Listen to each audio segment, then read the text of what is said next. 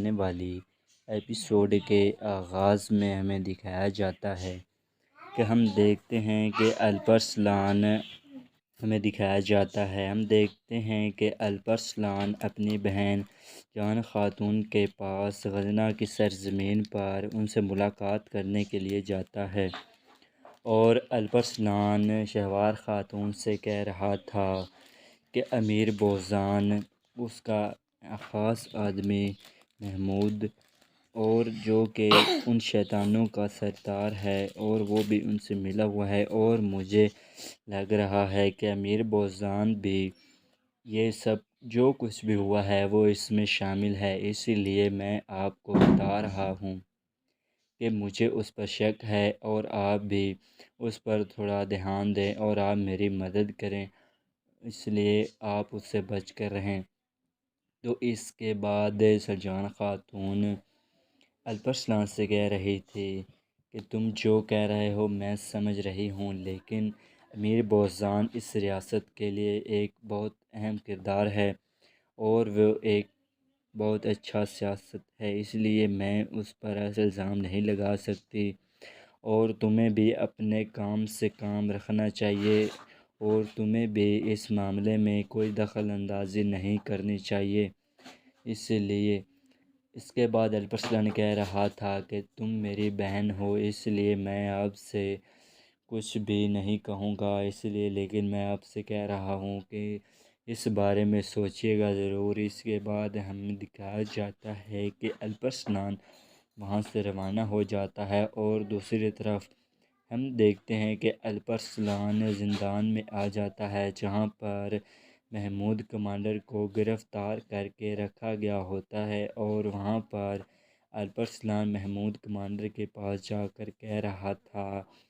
کہ تم غلیظ کتے، تم نے یہ سب کچھ کیا، اور تمہاری وجہ سے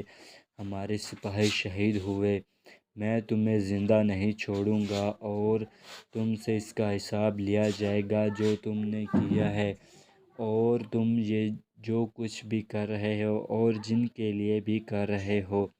وہ تمہیں بچانے کے لیے یہاں پر نہیں آئیں گے، میں تمہیں کتے کی موت دوں گا،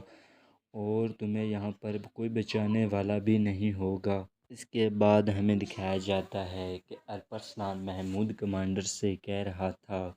کہ چلو اب بتاؤ کہ تم کن کے لیے کام کرتے ہو اور وہ کہاں رہتے ہیں، اور تم ہمیں ان کا ٹھکانہ بتاؤ گے۔ تو اس کے بعد ہمیں دکھایا جاتا ہے کہ محمود کمانڈر کہہ رہا تھا کہ تم ہمارے مقصد میں ہمیں ناکام نہیں کر سکتے، اور تم اس کے باوجود ہمارا کچھ نہیں بگاڑ سکتے، ہم اپنے مقصد کے لیے کام کرتے ہیں اور ہم اس سے پیچھے نہیں ہٹیں گے۔ تو الپرسلان کہہ رہا تھا کہ اگر تم ایسا نہیں کرو گے اور تم نہیں بتاؤ گے تو تمہیں یہ معلوم ہونا چاہیے کہ میں جہاں بھی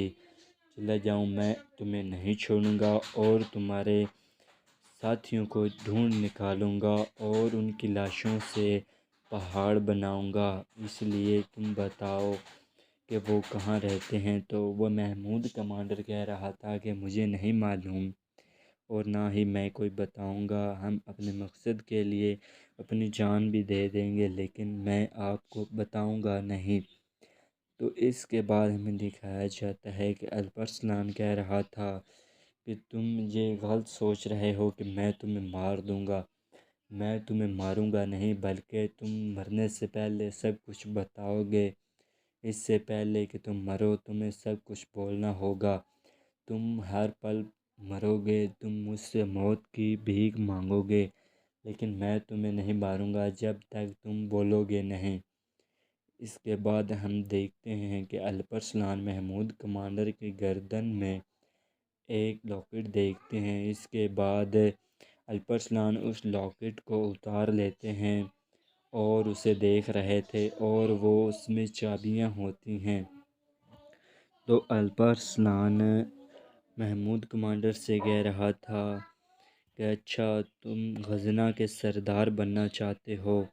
غزنہ کے سرزمینوں پر قابض ہونا چاہتے ہو اور ان کے سرداران بننا چاہتے ہو، لیکن کبھی زندگی میں تم ایسا نہیں کر سکو گے، اور نہ ہی تمہارا یہ مقصد میں کبھی کامیاب ہونے دوں گا، اور تمہارے جو پیچھے ہیں ان کو بھی نہیں چھوڑوں گا، اور تمہارا جسم اور تمہاری شکل، اور تم غزنی کی سرزمینوں کے سردار کے تلوار جیسے بھی نہیں ہو، اور تم وہاں کے سردار بننے کے خواب دیکھ رہے ہو۔ میں یہ خواب تمہارا کبھی نہیں پورا ہونے دوں گا، بلکہ تمہیں اپنی جان سے ہاتھ دھونے پڑیں گے۔ اس سے پہلے تم ہمیں سب کچھ بتاؤ گے، جو کچھ بھی ہے، اور اپنے پیچھے والوں کے بارے میں بھی بتاؤ گے۔ اس کے بعد ہمیں دکھایا جاتا ہے کہ الپرسلان اور ان کے سپاہی زندان والے کمرے سے وہاں سے باہر نکل جاتے ہیں، اور دوسری طرف محل کے اندر محمود کمانڈر کے